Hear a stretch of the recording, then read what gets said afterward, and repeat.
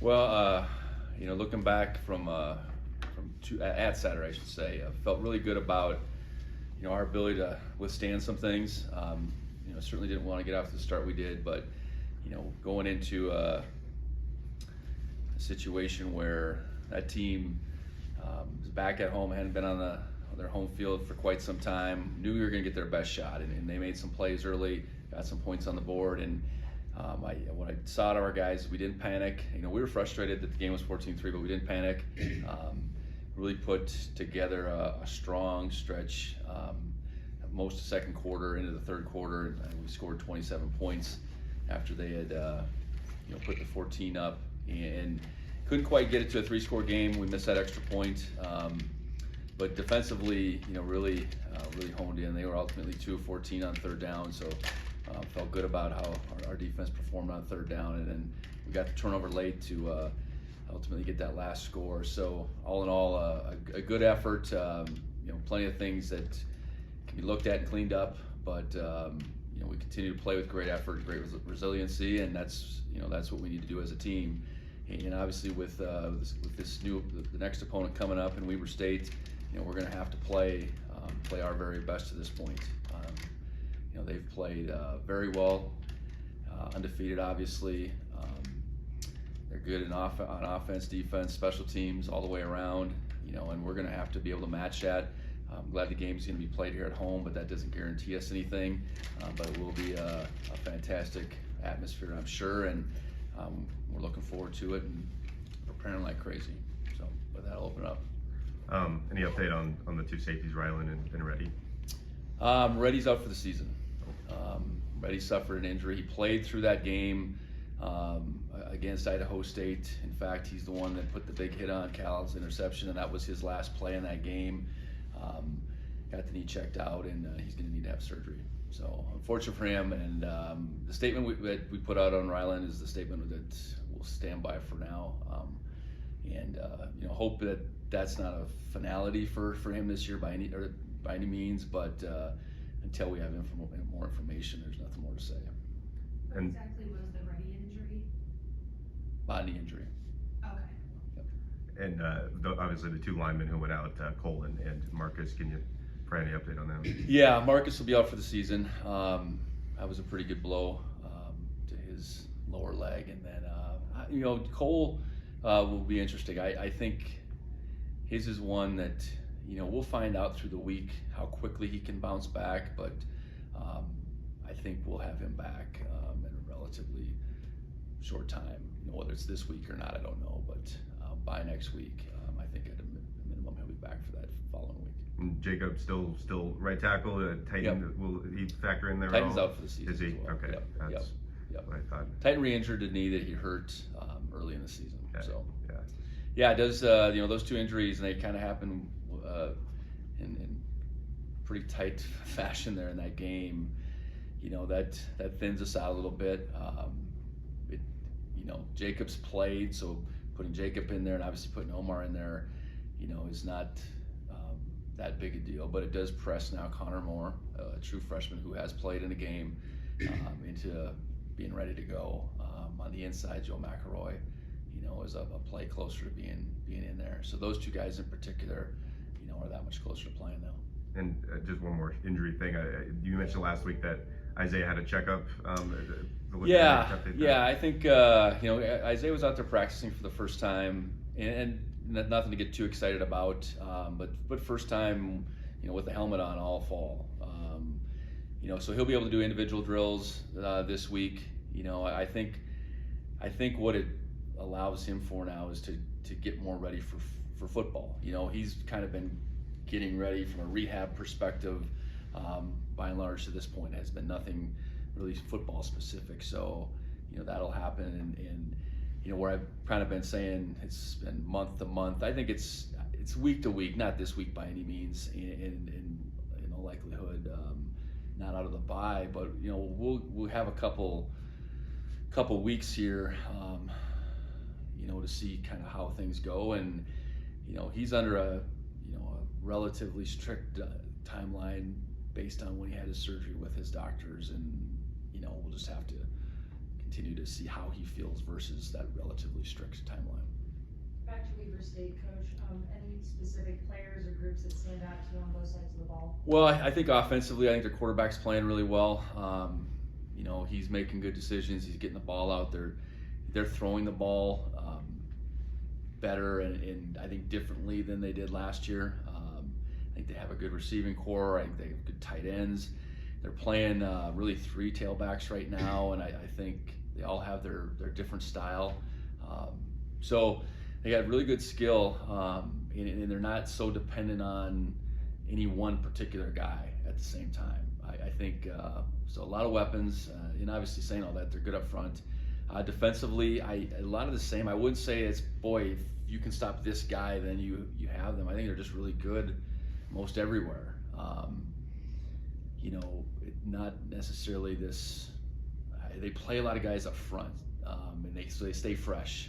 I think their linebacker core is strong. A lot of times they play with 6 DBs, so obviously that speaks to the depth they have in the secondary, and they play a lot of man coverage, so their guys are good at playing what's really the core fundamental coverage for them, and that's hard if you're playing as much man. You got to really count on those guys, and they do a good job of that. So, so offense, defense, I think they're just good across the board. And special teams, they typically have found ways to gain an edge, and that to me starts with their returners. They have 2 returners as opposed to the one dynamic one they had in years past, but they have 2 really dynamic guys that can break open a game in one play. So there's a reason why they're undefeated. They're solid in every area, if not really good in every area, and it's going to take a great effort by us, but we're going to have to really be zeroed in on what we need to do and do it as fast as we can. What do you see out of the quarterback of Aaron? Well, I think he's got enough mobility that he can extend plays. He can make plays with his feet. However, they're not trying to run him a lot, and he can get the ball out quick. And what they've added is the RPO element, where that was really wasn't part of their offense prior to. So he's making really good decisions, and he's accurate with the football. And like I said, they have a lot of guys they can throw it to. I think he's playing real confident. And they protect him pretty well. So all those elements add up to being an effective passer, and he's done that to this point. And we're gonna obviously have to do things to make him feel uncomfortable. Get him in 3rd and longs, hopefully a bunch of times, and get the stadium real loud and have him deal with that too. He's playing really well. I've been really impressed with him to this point. You mentioned the secondary. I think they have Anderson. He's got like 5 picks this year or something. Yeah. I guess, what is that kind of like game planning wise, preparing for a pretty aggressive secondary? Well, that's a good point, and it's more than just him. I know he's got the interceptions, but their willingness to play man as much as they do, and then the effectiveness with how they play it, they really challenge you. You have to go out there and create separation or win on 50-50s quite a bit. They'll mix in some zone, but their bread and butter is playing man. It's our hope that we can separate at times and we can win a few 50-50s, because I think we have some guys that can do that. But a lot of our success in the passing game will be predicated on just how our guys can win those battles. What's the advantage of hosting a top 5 matchup like this as opposed to maybe playing one on the road? Well, I think with our environment, it's got to play in our play to our side. When you don't have to contend with noise, that's a benefit to you offensively. And when you have to factor in how loud it's going to be, in particular on 3rd downs, that's something more that they'll have to work on this week. I think there's certainly there's the comfort of being home and all that, but I think it just comes down to the crowd can really be a factor, and our crowd can, and I'm certain will be. And we need to get them in situations where it really can become a problem for them, and that's typically your 3rd downs.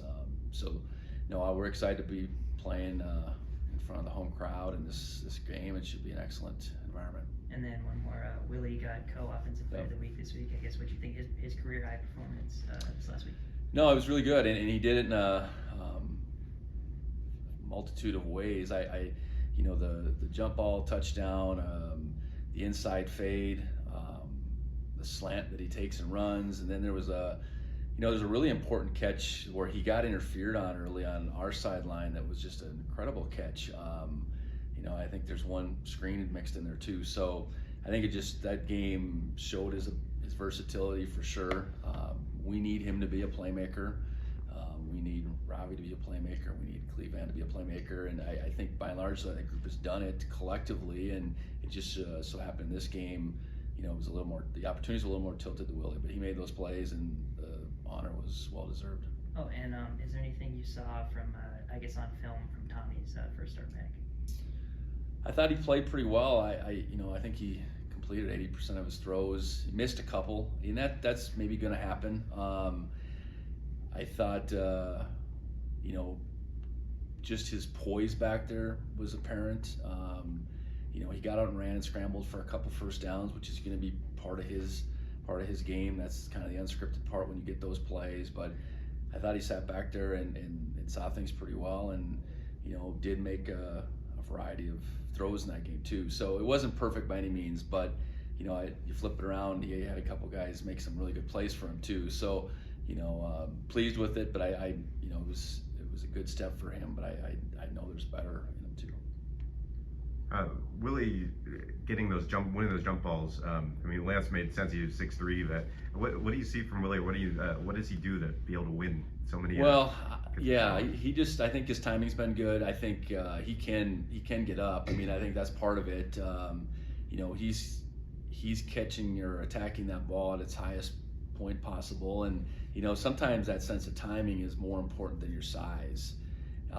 He's able to slow down at the right time and accelerate up in the air at the right time. I think and just really having a knack for that.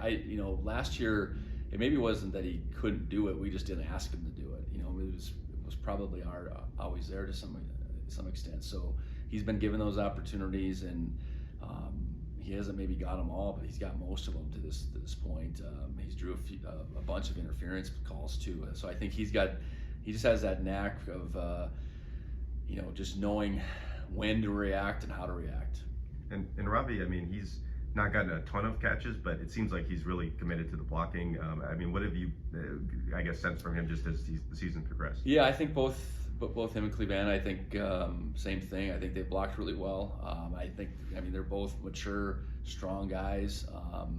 And they take a lot of pride in it.